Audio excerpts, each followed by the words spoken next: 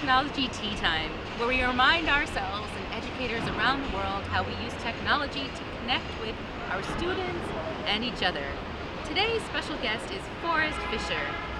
Dr. Fisher studies the way students think about and feel about math and has a keen interest in using blogging and other technologies to encourage students to invest time and energy in assignments they produce in class.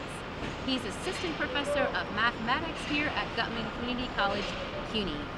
Forrest, welcome. Thank you for stopping by and giving us a few minutes of your time. You're welcome. Thanks for having me. Sure.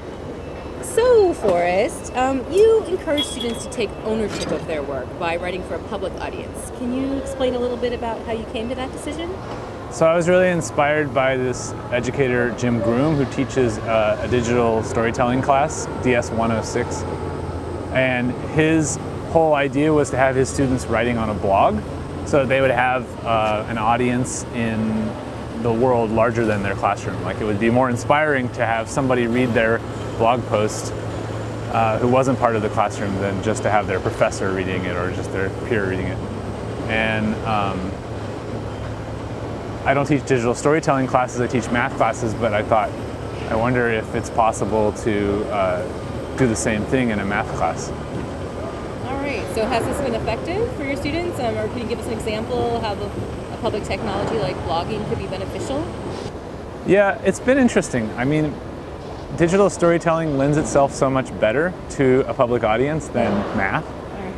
There's just more people out there looking for videos or narratives online than there are people going around looking for math.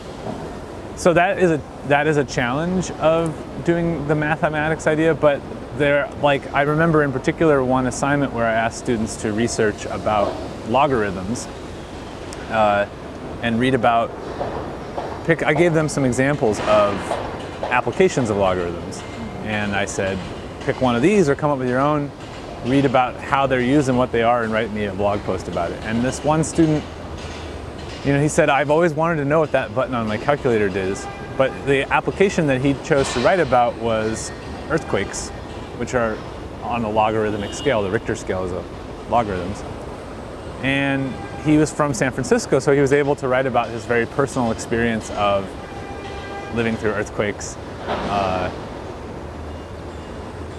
And he got people, there was somebody who sort of liked his blog post, and he said, who is this person? I've never, heard of them before. So a stranger who wasn't involved in the class was like interacting with his work. Exactly. I don't know how that person found his blog, but so there's been little snippets, little sort of signs of how this could be really, it's very promising, let's put it that way.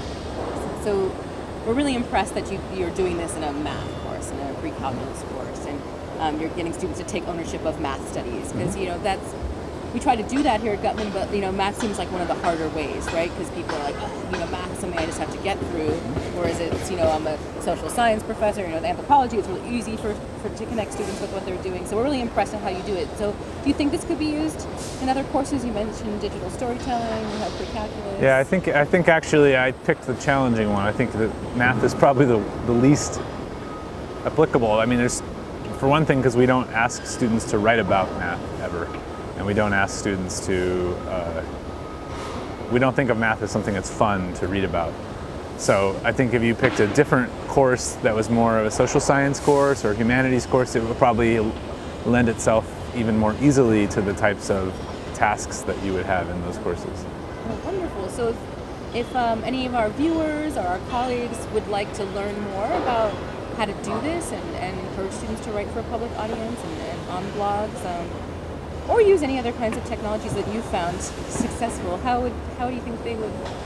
I think I would start actually by going to the source. Jim Groom, if you Google him, he has a wonderful blog called Bava Tuesdays, and it's very engaging. It's a good place to read. Look at the DS 106 website. But you could also look at our class's blog at blogs.guttman.cuny.edu, or my own blog, fdfisher.com. Any of those sources would be good starting points. All right. Well, wonderful. Forrest, thank you for stopping by today and talking with us. Thanks for having me. And for the great work that you do.